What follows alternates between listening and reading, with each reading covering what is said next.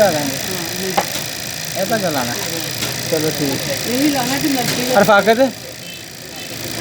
या